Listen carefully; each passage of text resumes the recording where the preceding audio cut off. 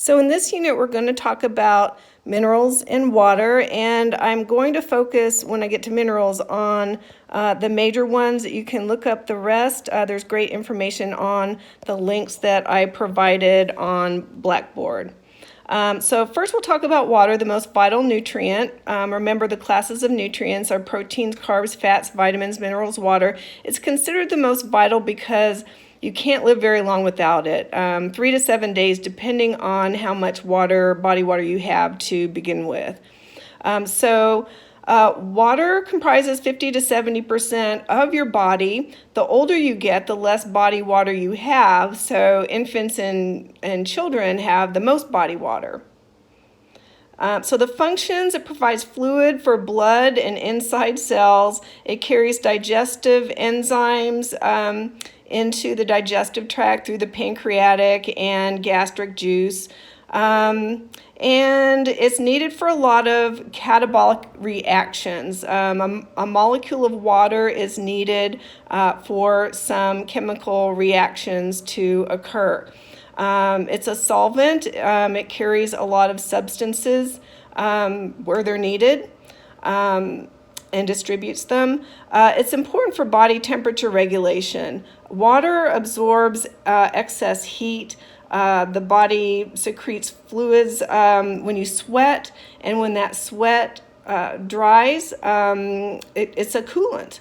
Okay, so people who live in more humid conditions have a little bit more trouble with heat exhaustion or heat stroke than people in drier climates.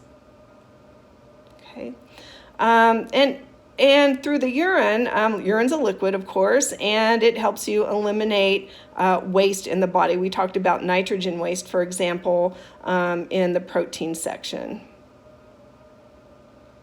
Also, other important functions of water: amniotic fluid, so the fetus can float in the uterus, joint lubrication, saliva, bile, they're all fluid. I did have a patient one time who told me that no one could ever convince her why you needed to drink water or why the body needed fluid. And interestingly enough, she was a professor of psychology, and the only way I could convince her was when I showed her a chemical reaction that required water. But water is important for a lot of different functions in the body. The recommended amount is around 8-ounce glasses of water a day. But that's really controversial. There's some people that think, for the average person, 5 glasses a day is enough. People lose varying amounts of water. And you get water from a lot of other things than just plain water. Other fluids that you consume, as well as a lot of foods have a high water content.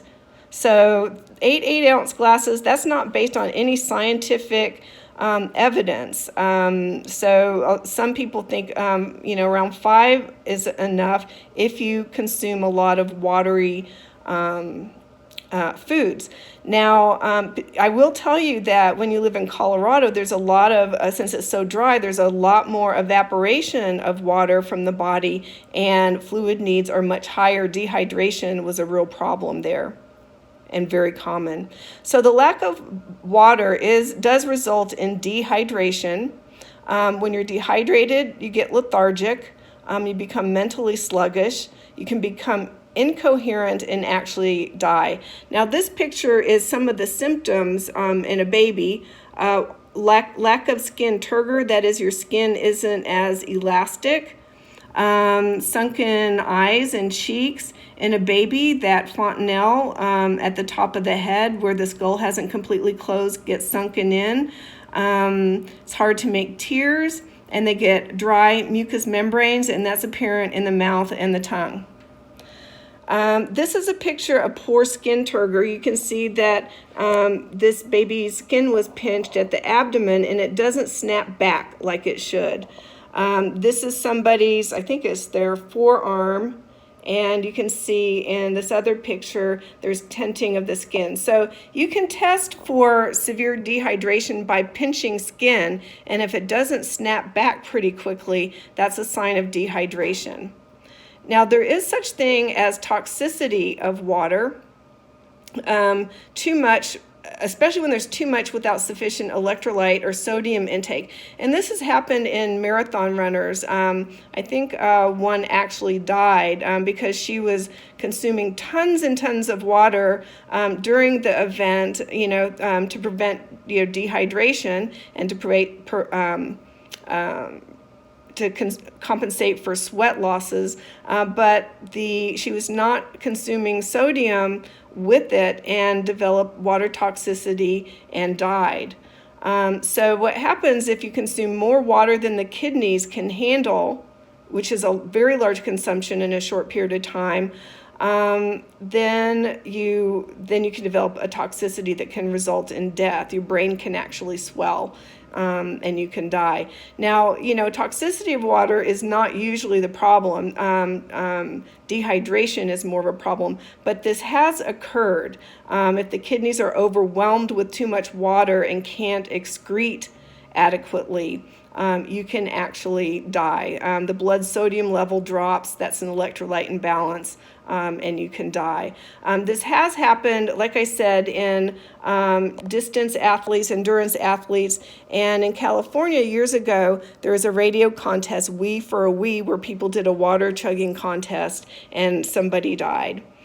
So now we'll talk about mineral. Oh, and since I did live in Colorado, dehydration was really, really common.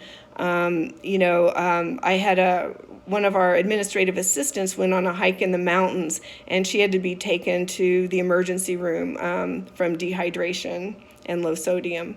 So as far as minerals are inorganic elements. They're chemical elements. Just examples: iron, copper, calcium, magnesium. They are essential because the body can't make them, but the body needs them to function. So some of the functions of minerals: some of the minerals are cofactors for enzymes, so they aid in enzyme action, like magnesium is needed for the enzyme that splits ATP for energy. In the case of iron, it carries oxygen in the blood. And in the case of B12, it's part of the structure of some molecules. Or no, in the case of cobalt is a part of the structure of vitamin B12. Cobalt's the mineral. Some minerals are needed, like sodium and potassium, for nerve impulse transmission. Calcium is needed for muscle contraction, and sodium is needed for fluid balance. So I'm going to stop right there and start the next unit in a second.